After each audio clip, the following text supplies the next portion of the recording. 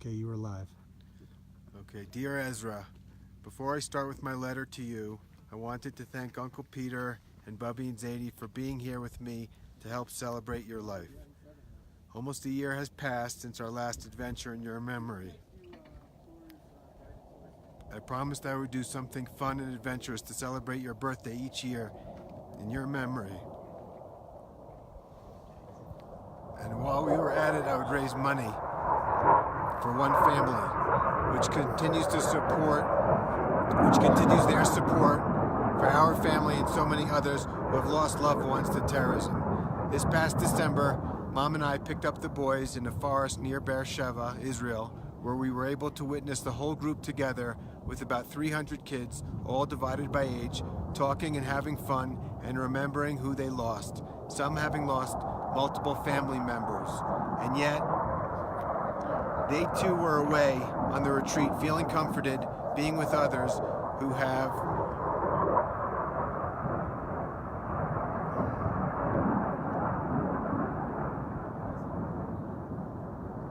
You need help?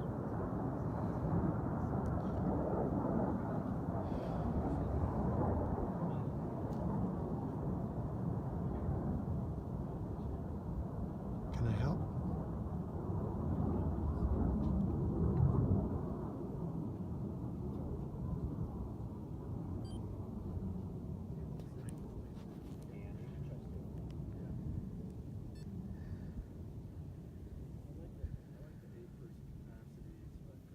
some having lost multiple family members, and yet they too were away on the retreat, feeling comforted, being with others who have been through the same tragedy.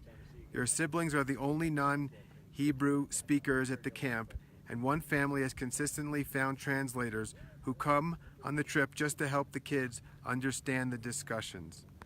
Ezra, it was here in Telluride where you really began to enjoy the part of skiing that requires hiking with your skis on your back. You were no longer the kid in Silverton where the guide had to carry your pack with your skis. You are now a man who hiked up a ridge at 12,000 feet in a driving wind. You took off your pack and hiked back down to help Elon up the mountain. We were at a similar elevation as we are now, but we were skiing on the next mountain ridge over from here.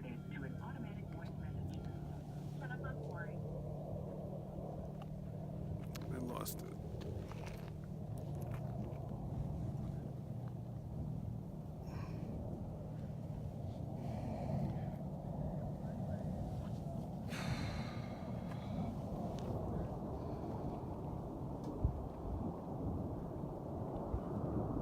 You actually pushed up Elon up the mountain.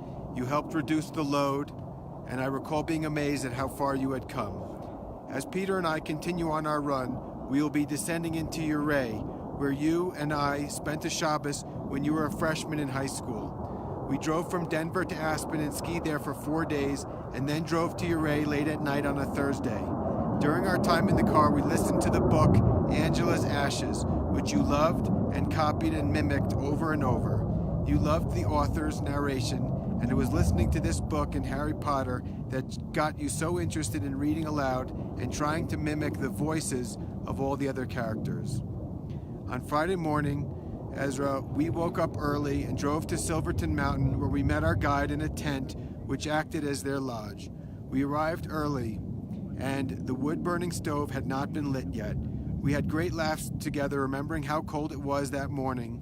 So cold the pens wouldn't work and we couldn't sign our waiver forms. We had amazing memories skiing, one untracked run after another. We did a lot of driving and a lot of moving around for that one great day. At the time, we discussed whether it was worth it. But now that you are not here with us anymore, I'm so happy that we had a chance to do something so special together. Now, that trip and those memories motivate me to put effort and work into creating special memories. As time has passed, I can't recall that difficult drive, but the memories of that day are vivid. After that day, we drove back to Uray, where we had a memorable Shabbos. You were nervous for me to go out for a run on Shabbos morning because you didn't want to be alone in the hotel room. And so we made a deal that we would go for a long hike instead of my run. We hiked to the ice climbing park where we watched ice climbers scale frozen waterfalls, and we hiked on the valley floor trail.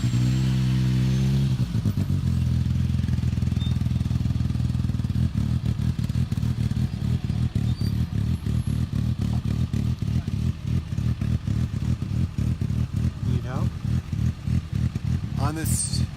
On the snow, and I remember stopping at a point where it was too slippery to continue, and I remember standing there for a while before turning back, looking up at the cliffs and feeling lucky that we were able to be in such a special place together.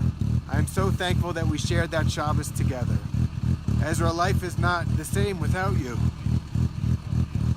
but you are still a part of our lives every single day.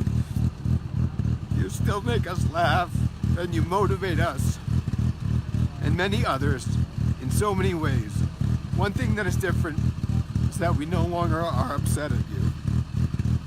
Ezra, you are still very much involved in the lives of your friends, and many of whom spend time with us on a regular basis.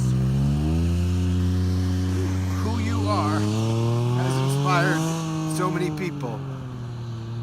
You should be proud of yourself for what you accomplished in your 18 years. We are here at the top of this mountain to celebrate your life and your upcoming 21st birthday. We are here to raise money for one family whose mission is to help other families go on with their lives so they too can live and enjoy and have adventures, and at the same time celebrate the lives of those that they have lost. We love you, Ezra. I plan to write again next year. Love, Dad. Thank you.